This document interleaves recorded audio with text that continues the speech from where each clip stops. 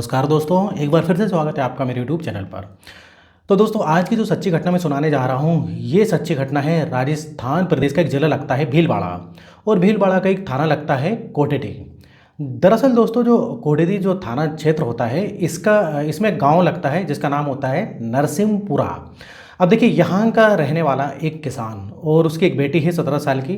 किसान अपनी बेटी से बोलता है, सुबह उठता है तो बोलता है कि मुझे किसी रिश्तेदारी में जाना है और मैं चाहता हूँ कि आज बकरियों को चराने के लिए तुम ही लेकर जाओ, और अगर ये बकरियाँ घर पर रहेंगी तो भूखी रहेंगी, परेशान होंगी, चिल्लाएंगी, इसलिए मैं लौट कर वापस आ जाऊँगा। सिर्फ एक दिन की बात है, मैं जल्दी आ जाऊँगा।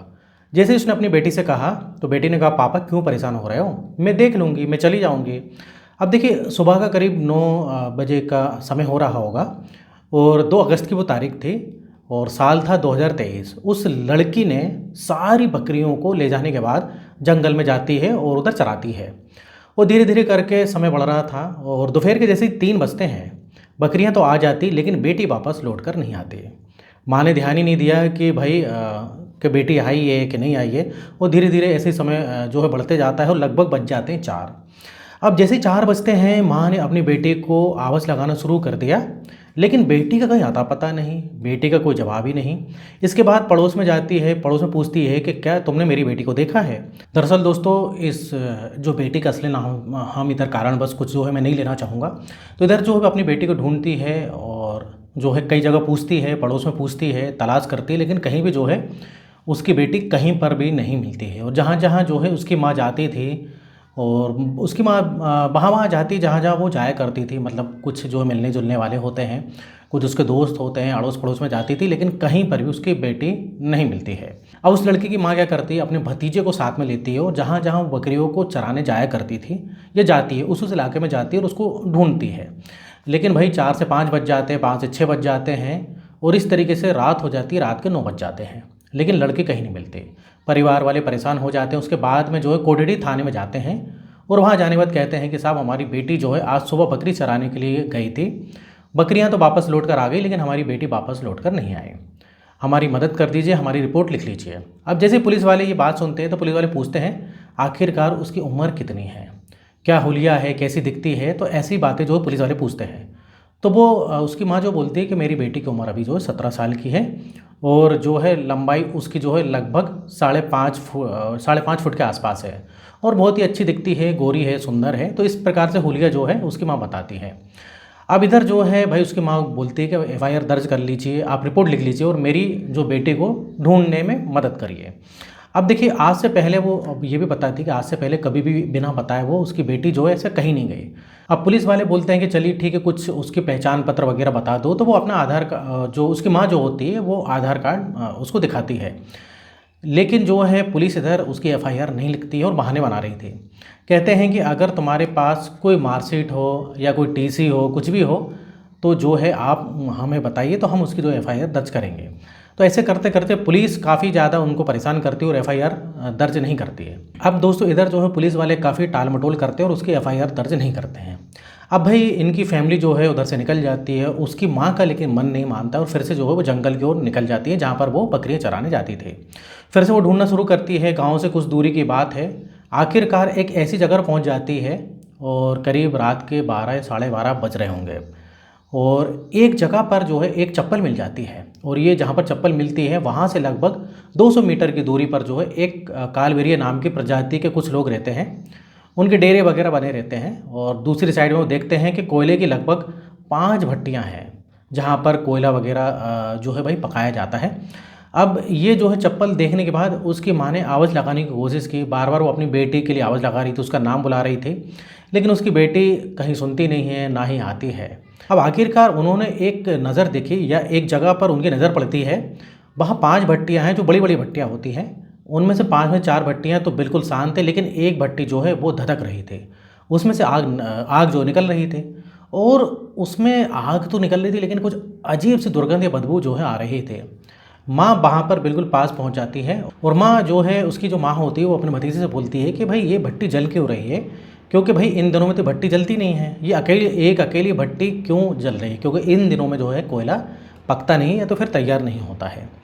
अब कुछ तो बात है। अब जो है उस भट्टी में जाते हैं और उन्होंने बाँस से कुछ निकालने की जैसी कोशिश कर रहे थे, तो चांदी का कड़ा निकलता है। और भाई जब चांदी का कड़ा निकलता है तो पता चलता है कि ये चांदी का कड़ा किसी और का नहीं, बल्कि उन्हीं की बेटी का है, जो उसके भाई ने दिया था।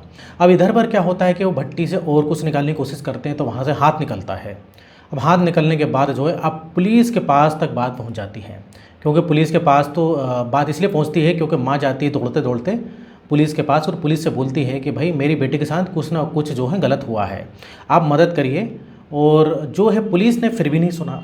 अब ऐसे करते करते दोस्तों सुबह हो जाती है, दिन निकल जाता है, तब जाके पुलिस हरकत में आती है और पुलिस फिर अपना काम करती है। पुलिस वाले जैसे ही आते हैं उसके बाद जो है पूछताछ करना शुरू करते हैं, और जैसी पूछताछ शुरू होती है, तुम्हारी बेटी का ही ये हाथ है, तुम कैसे कह सकती हो, इस तरीके के वो सवाल थे। उन्होंने कहा कि जिस हट्टी में जो है हाथ मिला है वहीं कड़ा भी मिला था, और वो चांदी का कड़ा था, और वो चांदी का कड़ा मेरे भतीजे ने दिया है। आखिरकार जो है जांच पड़ताल पुलिस करती है, इसमें फिर जो है मामला सरकार तक पहुंचता है, मीडिया में पहुंचता है, अखबारों में पहुंच जाता है। अब देखिए ये जो है काफ़ी इसमें हंगामा होने लगता है, और जब हंगामा होता है तो लोग सड़कों पर उतरने लगते हैं, और फिर जो है थाने का घेराव होना शुरू हो जाता है। अब इस तरीके से मामला जो है बढ़ता चला जाता है, और ऐसे जो एसएचओ जो होता है उधर का, उसको निलंबित कर दिया जाता है, क्योंकि उसने जो है लापरवाही बरती थी। अब इस मामले की जांच जो है नए अधिकारी होते हैं, जिनका नाम होता है भाई श्याम सुंदर बिश्नोई, उनको दी जाती है। अब इन्होंने अपनी टीम के साथ जो इस मामले की जांच पड़ताल शुरू किया, और जो कालबेरिया डेयरी वाले हैं, जब पुलिस वाले वहाँ पहुँचते हैं, बस यहीं पर एक गलती हो जाती है, और कालबेरिया डेयरी वाले से वो पुलिस को देखकर भागने की कोशिश करते हैं। अब देखिए भाग जाते हैं, लेकिन ग्रामीणों ने एकदम से उनको पकड़ लिया, जो गांव वाले हो तो पकड़ लेते हैं और पुलिस के हवाले कर देते हैं। अब लगभग जो है 10 लोगों का परिवार होता है इधर पर, और ये डेरे हैं, ज़्यादा भी नहीं। उनका काम है कोयले को पकाते हैं, और कोयले को पकाकर तैयार करके उन्हें बेचा करते थे। लेकिन फ़िलहाल ये कोयले का मौसम नहीं था और ये वहीं रहते थे। आखिरकार पुलिस ने जब जांच पड़ताल करना शुरू किया, अलग अलग लोगों से पूछताछ करना शुरू किया, तो पता चलता है कि रंगराल के 2 बेटे हैं, और दोनों ही सगे बेटे हैं। एक का नाम जो है कालू और दूसरे का नाम होता है कान्हा। कान्हा की उम्र 21 साल है और कालू की उम्र जो है लगभग 25 साल के आसपास होती है। पुलिस ने जो है इनको पकड़ा क्योंकि इनकी भूमिका संदिग्ध पाई जाती है। अब इन दोनों से पूछते हैं तो शुरुआत में इधर उधर की बातें घुमाते हैं, लेकिन जब पुलिस जब अपने तरीके से सख्ती से पूछती है, तो कहते हैं ना कि पुलिस अगर ईमानदारी से काम करे तो ज़मीन के सान पुस्तों के अंदर से भी जो है खोद कर वो कातिल को निकाल सकते हैं। और उसके बाद जब ये कालू और जो कान्हा होते हैं, इन्होंने जो कहानी सुनाई, तो भाई इनके जो कहानी सुनने के बाद जो है सबके रोंगटे खड़े हो जाते हैं। दरअसल जो है पुलिस की जांच पड़ताल में ये आता है कि ये लड़की जो है रोज़ नहीं आती थी, रोज़ इसके पापा आते थे, लेकिन अचानक से लड़की जो है जब 2 अगस्त 2023 को अपनी बकरी चराने के लिए आती है, तो जो छोटा वाला लड़का होता है जिसका नाम कान्हा होता है, और इसको देखते ही जो है इसकी नीयत ख़राब हो जाती है। लड़की वाकई में देखने में जो है 5.5 फुट की हाइट होती है और देखने में काफ़ी सुंदर होती है। अब ये क्या करते हैं कि उसको पकड़कर उसको खींच कर जो है जंगल की तरफ, जहाँ वीरान इलाका होता है, वहाँ पर ले जाते हैं। अचानक उसका बड़ा भाई कालू आ जाता है, और कालू ने भी उसको देखा तो कालू की भी नीयत ख़राब हो जाती है। उसने अपने छोटे भाई को डांटा, और लड़की को ले जाने के बाद पहले 2 बार उसके साथ बलात्कार किया, और उसके बाद जो है फिर छोटे भाई कान्हा ने भी उसके साथ बलात्कार किया। बलात्कार तो कर देते हैं, लड़की रो रही थी, चीख रही थी, चिल्ला रही थी, और रोते रोते कह रही थी कि ये सारी बातें मैं अपने माँ बाप को जाकर बताऊंगी, गाँव में जाकर बताऊंगी, पुलिस में बताऊंगी, फिर मैं तुम्हें देख लूँगी। अब भाई जब ये बात कह रही थी तो उनको लगा, जो लड़के थे उनको लगा कि भाई ये हमको छोड़ेगी नहीं, ज़रूर जो है हमको पकड़वाएगी। तो फिर उन्होंने क्या करा कि वीरान जंगल में जो उसको घसीट कर ले गए, और अब आधे कपड़े उसके फट चुके थे। और इसी बीच में जब वो चीख रही थी, उसने चीखना बंद नहीं किया था। तभी उनमें से एक भाई ने उसको बहुत तेज़ी के साथ जो है सर में लाठी मार देता है, और वो बेहोश हो जाती है। और उसके बाद उसकी चीखने की आवाज़ बिल्कुल शांत हो जाती है, खामोश हो जाती है। लेकिन ये दोनों भाई इतना डर जाते हैं, इतना सहम जाते हैं कि अब करें तो क्या करें। तब इन दोनों ने उसको पकड़ा और खींचते हुए उस भट्टी की तरफ लेकर जाते हैं। भट्टी में ले जाने के बाद उस लड़की की लाश को डाल देते हैं, जबकि वो जिंदा थी, उस समय मरी नहीं थी। लेकिन वो लाश लग रही थी, लेकिन उसकी सांस चल रही थी, और सांसें चल रही थी। उसके बाद उसके अंदर कोयला डाला, लकड़ी डाली, और उसमें काला तेल डालकर जो है आग लगाते हैं, और भट्टी जैसे कि तैयार करते हैं, बंद कर देते हैं। ठीक भट्टी को वैसे ही इन्होंने बंद कर दिया था। इसके बाद यहाँ से आराम से चले जाते हैं, और जाने के बाद लगभग रात के 11 बजे के आसपास फिर से आते हैं, और उस भट्टी खोला जाता है, और देखते हैं कि लगभग वो लड़की जो है जल चुकी थी। लेकिन जली होने के बावजूद भी उनको ऐसा लग रहा था कि जली नहीं है, और जितना उनके पास कोयला था और जितना उनके पास ईंधन था उससे शायद वो जलेगी नहीं। उन्होंने उस लड़की की लाश को बाहर निकाला और निकालने के बाद जो है उसको फावड़े से लगभग 20 टुकड़े उसके कर दिए। 20 टुकड़े कर दिए और सीमेंट के कट्टे में उन टुकड़ों को भर देते हैं। अब भरने के बाद जो यहाँ से 5 किलोमीटर दूर एक नहर पड़ती है, उस नहर के पास ले जाकर उन्हें जाकर उधर छुपा देते हैं या फेंक देते हैं। लेकिन वो ये नहीं जानते थे कि इस भट्टी के अंदर अभी भी एक हाथ बाकी है, इस भट्टी के अंदर एक कड़ा बाकी है जो इस कातिल तक पहुंचाने के लिए काफ़ी था। आखिरकार पुलिस ने इस मामले को जो है गंभीरता से लिया और इसके बाद जो है लोगों से पूछताछ करने के बाद जो भी सामने बातें आती हैं एक एक कड़ी को जोड़ना शुरू करा और आखिरकार पता चलता है कि जब इन्होंने उस लड़की की लाश को जो है जो बाकी हिस्सा था उसे 20 टुकड़ों में बांटा गया था। अब इसके बाद क्या होता है दोस्तों, पुलिस को वो 20 टुकड़े मिल जाते हैं। वहाँ तक पुलिस पहुँचती है, उनसे पूछते पूछते और 20 टुकड़े मिल जाते हैं। अब ये मामला दोस्तों कोर्ट में पहुँच जाता है और आखिरकार जो है 9 महीने तक ये मामला चलता है कोर्ट में।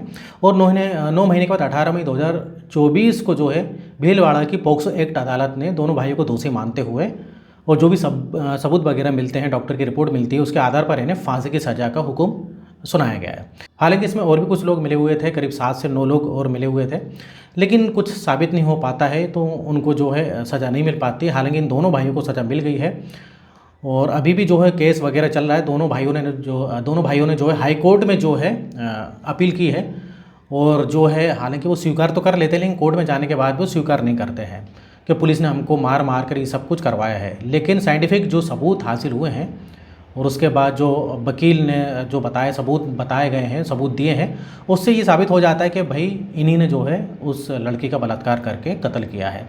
तो दोस्तों ये कहानी का उद्देश्य किसी को परेशान करना नहीं था, किसी का दिल दुखाना नहीं था, बल्कि आपको जागरूक करना है, आपको सचेत करना है। तो दोस्तों ये थी आज की सच्ची घटना। तो वीडियो इधर ही खत्म होता है। वीडियो कैसा लगा, वीडियो अच्छा लगे वीडियो को लाइक करिए और चैनल को अगर आपने अभी तक सब्सक्राइब नहीं किया तो चैनल को सब्सक्राइब करिए, क्योंकि इस टाइप से सच्ची घटना पर जो है लेकर मैं आता रहता हूँ और इस टाइप से वीडियो बनाते रहता हूँ। तो यहाँ तक बने रहने के लिए, वीडियो देखने के लिए आपका बहुत बहुत धन्यवाद।